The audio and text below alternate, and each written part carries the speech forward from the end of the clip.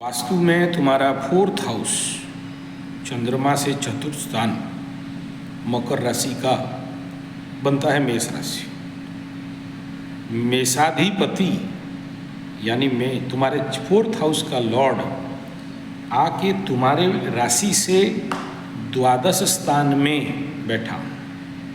कहाँ बैठा? लॉस, खर्चा, जेल, कोर्ट कचहरी माली मुकदमा, गुप्त शत्रु, हॉस्पिटल के घर में बैठा। तो क्या कहेंगे इस समय?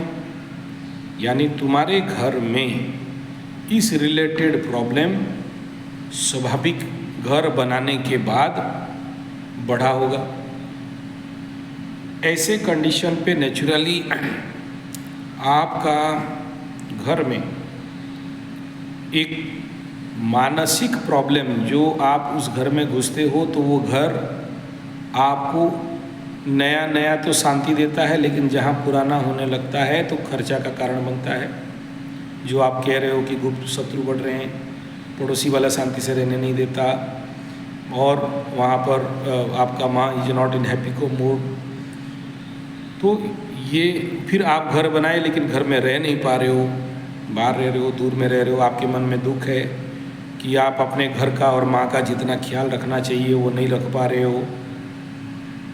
तो घर का मालिक जब व्यय स्थान में आ गया, खर्चा स्थान में आ गया, तो वो प्रॉब्लम क्रिएट कर रहे हैं। अच्छा, तुम बोला तुम्हारा चाचा, तो तुम्हारा चाचा माने शनि, तो शनि भी आके चंद्रमा से द्वादश में बैठा तो तुम्हारा जन्म तो 7.5 का हो गया।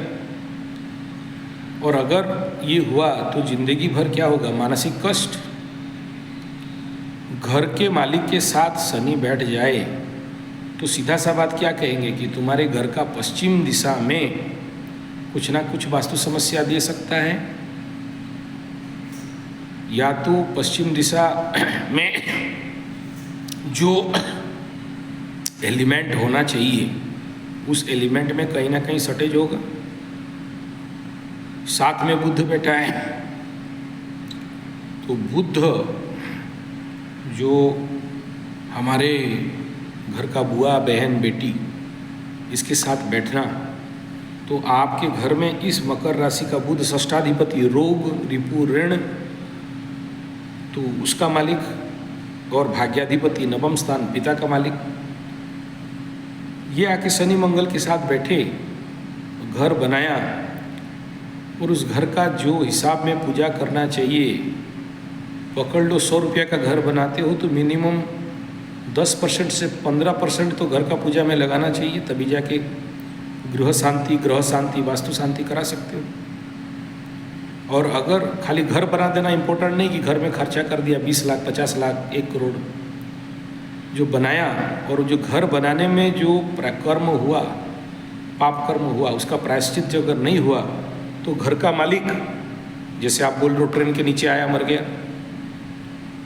तो इसको जब घर बनाते हैं तो इन विषयों को देख के बनाना। और घर प्रवेश कब होगा? गुरु शुद्धि नहीं है, घर प्रवेश कर लिया, सूर्य शुद्धि नहीं है, घर प्रवेश कर लिया, तो कुंडली में देखना पड़ता है, पंचांग देखता है कि किस दिन पूजा करेंगे, किस दिन आपके लिए सूटेबल है। अगर ये सूटेबिलिटी आपको नहीं पता, किसी दिन भी घर में घुसे, गृह प्रवेश, गृह प्रतिष्ठा, मन मर्जी में आज अच्छा दिन है कर दो, तो फिर आपका ज़िंदगी में उस घर को लेके लाइफ लॉन्ग प्रॉब्लम बिल्डअप होगा। तो ये सारे नियम हैं, मानोगे तो नियम, नहीं मानोगे तो फिर जियो जैसे जीना है, और जब प्रॉब्लम आएगा तो फिर कुंडली के पीछे और तंत्र मंत्र के पीछे और बाकी पंडितों के पीछे दौड़ोगे। तो थोड़ा समझ लेना चाहिए कि देखो, मैं टेस्ट एस्ट्रोथेरेपी यूट्यूब चैनल में हर दिन का राशिफल बताता हूँ, हर दिन का वास्तुफल बताता हूँ कि अगर आज सूर्य इतना डिग्री में है, टेस्ट एस्ट्रोथेरेपी संजय G75 में जाओ, चैनल में देखो, आज पूर्व दिशा में मेष राशि का सूर्य 11 डिग्री का सूर्य है। आप जिनका घर 11 डिग्री के अंदर सूर्य के साथ कोइंसाइड कर रहा है, उसके लिए आज का फल क्या होगा।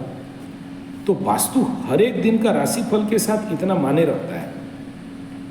तो इसलिए ये ज़रूरी है कि आपको ये समझना मेरा घर कितना डिग्री मुड़ा है या 0 0 कौन साइड में है, और मेरे कुंडली के अनुसार मेरा घर ठीक से बना या नहीं बना।